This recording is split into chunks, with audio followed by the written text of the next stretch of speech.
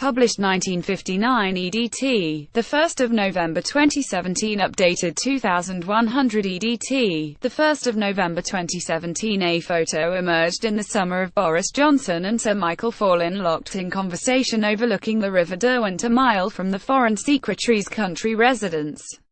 They were spotted as speculation swirled about Theresa May's chances of continuing as Tory leader. 2 weeks earlier she had failed to win a majority at the election, swiftly followed by her botched response to the Grenfell Tower tragedy. Most commentators assumed Johnson was trying to secure the Defense Secretary's backing for leader. The reverse was true. Fallon, 65, was eyeing out Johnson to act as a potential running mate. After years of being the loyal lieutenant, who was never ruffled in a crisis, Fallon had been persuaded it was his time to run for the big job. He had even assembled a small team to advise him. Sir Michael Fallon receives his knighthood at Buckingham Palace with his son Timothy left, his wife Wendy and his second son Peter. The MP for Sevenoaks is pictured during Prime Minister's questions yesterday, sitting on the front bench for the final time. Fallon, a staunch Thatcherite, had served as a junior minister under Britain's first woman Prime Minister. He was one of 3 Tory MPs who begged Mrs. Thatcher to stay on the eve of her resignation in November 1990. 10 years later he marked the anniversary by wearing a black tie in the Commons. But in 1992 he lost his Darlington seat and returned to the private sector. He set up a string of children's nurseries, going into business with Duncan Bannatyne from the Dragon's Den TV show.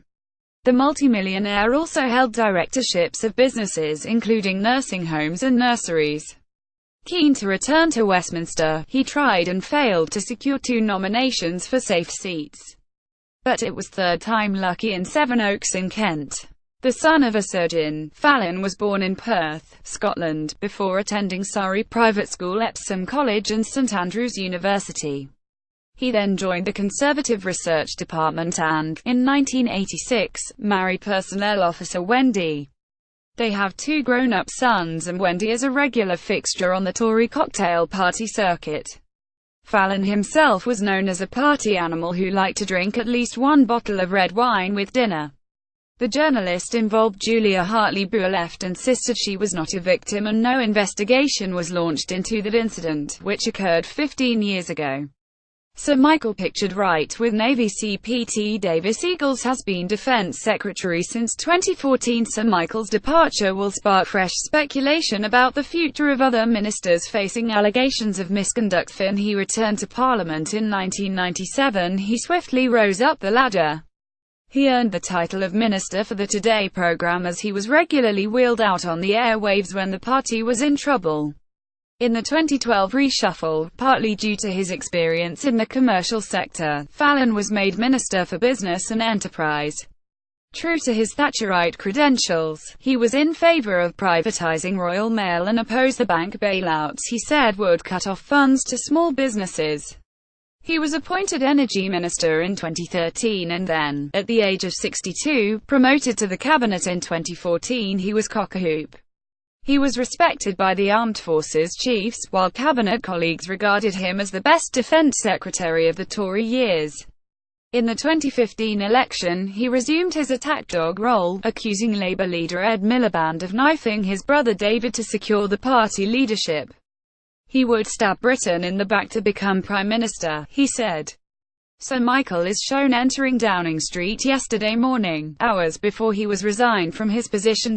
Michael Fallon sensationally resigned as Defence Secretary amid a growing Westminster harassment scandal. Was handed a knighthood in David Cameron's resignation on his list, and many MPs thought he could replace Philip Hammond as Chancellor. Sir Michael was proud of his relationship with the US Defence Secretary General Jim Mattis.